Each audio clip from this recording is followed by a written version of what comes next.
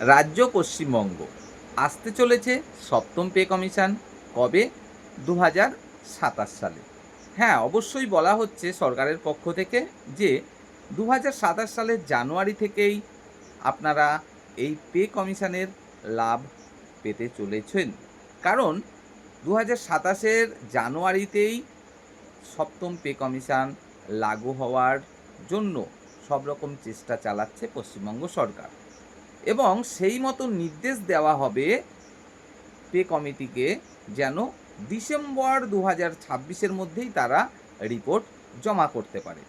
তবে এই যে কাজটা খুব যে সহজ এই অল্প সময়ের মধ্যে কমপ্লিট করা, সেটা অবশ্যই নয়।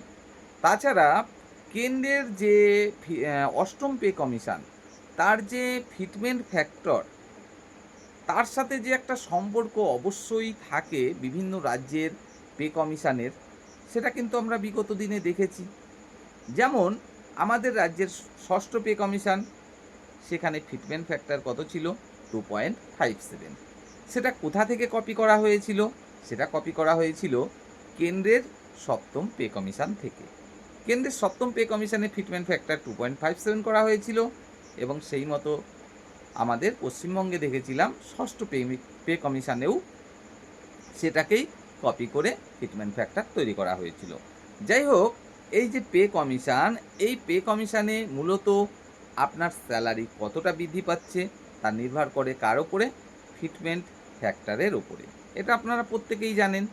তো এবার বিষয় হচ্ছে এই যে ফিটমেন্ট ফ্যাক্টর, সেটা কত হতে পারে এবারে, এবং কিভাবে এটা হয়। চলুন এই বিষয়ে আমরা একটু ছোট্ট ধারণা নেওয়ার চেষ্টা করি এবং জানার চেষ্টা করি অবশেষে আমরা একজন পশ্চিমবঙ্গের সরকারি চাকরিজীবী হিসাবে কতটা লাভবান হতে চলেছি এই সপ্তম পে কমিশনের মাধ্যমে। প্রথমেই জানাতে চাইব, বিগত যে পে কমিশন ছিল কেন্দ্রের এবং রাজ্যের, কেন্দ্রে ছিল সপ্তম পে কমিশন এবং রাজ্যে ছিল ষষ্ঠ পে কমিশন।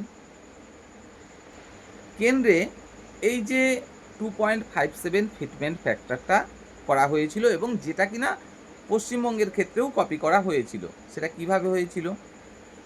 কেন্দ্রে যে বেসিক স্যালারি ছিল ষষ্ঠ পে কমিশনে, সেটাকে 100% অবশ্যই ধরা হয়েছে। তার উপরে ডিএ বৃদ্ধি পেতে পেতে সেটা শেষ পর্যন্ত কতই দাঁড়িয়েছিল? 125%। তাহলে 100% বেসিক স্যালারি এবং 125% হচ্ছে ডিএ। তাহলে মোট দাঁড়ালো কত? 225%। 225%-এর সাথে আবার ছিল হাউস রেন্ট। অবশ্যই হাউস রেন্টটাও ছিল, সেটা অবশ্যই কেন্দ্রীয় সরকারি কর্মচারীরা পাচ্ছিলেন, সেটাও ধরতে হবে। মোট দেখা যাচ্ছে প্রায় 2.5-এর কাছাকাছি পৌঁছে যাচ্ছিল এভাবেই। তাছাড়া আরও একটা ডিএ পাওয়ার সময় চলে এসেছিল। সর্বমোট হিসাব নিকাশ করে দেখা গেল যে একজন কর্মচারী একটা নতুন পে কমিশন লাগু হতে চলেছে, সেখানে কিছুটা তো অন্তত পক্ষে লাভদায়ক জায়গায় পৌঁছতেই হবে। তাই এই ফিটমেন্ট ফ্যাক্টরটা শেষ পর্যন্ত কতই দাঁড়ায়? 2.57-এ। কারণ 100% বেসিক স্যালারি, 125% ডিএ এবং তার সাথে হাউস রেন্ট সব মিলে প্রায় 250-র কাছাকাছি পৌঁছে যাচ্ছিল। 2.4 যখন পৌঁছে যাচ্ছে, তখন আরও একটা ডিএ পাওয়ার সময় চলে এসছে, সেটাকেও দিতে হবে। এবং সর্বমোট যে স্যালারিটা পাচ্ছে একজন কর্মচারী, একটা নতুন পে কমিশন বসছে, কিছুটা লাভদায়ক জায়গায় যদি না পৌঁছয় তাহলে কিভাবে চলে? তাই হিসাব নিকাশ করে 2.57-এ দাঁড়ায় ফিটমেন্ট ফ্যাক্টর। কিন্তু বর্তমানে কেন্দ্রীয় সরকারি কর্মচারীদের বেসিক স্যালারি 100%, দিয়ে 60%, তাহলে মোট হচ্ছে 160%। আর ঘর ভাড়া রয়েছে 10%, তাহলে হলো 70%। এবং মনে করুন আরও একটা ডিএ পাওয়ার সময় চলে আসছে, নতুন পে কমিশন লাগু হতে হতে সেখানেও যদি 3 থেকে 4% মতো ডিএ ঘোষণা করা হয়, তাহলে মোট দাঁড়াচ্ছে কত? মোট দাঁড়াচ্ছে 173 থেকে 74%। তার মানে 1.47 হতে চলেছে এই ফিটমেন্ট ফ্যাক্টর।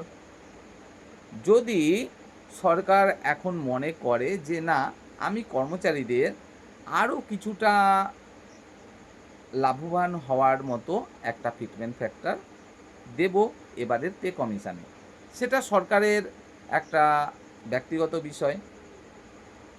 তবে নর্মালি যে আমরা ফিটমেন্ট ফ্যাক্টরটা দেখতেই পাচ্ছি সেটা কিন্তু 1.74 মতো। কেন?